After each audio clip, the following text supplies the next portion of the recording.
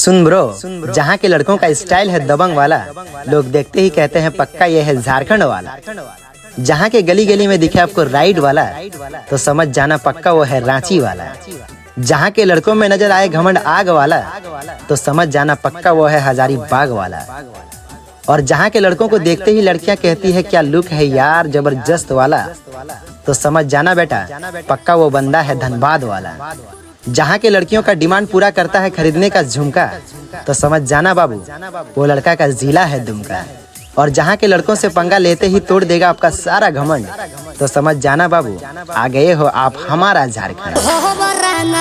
तो खरीद ले हमारा सामान के रसीद दे हमार मारल मोहरे काफी बरे जाना तानी फैन तोर बड़े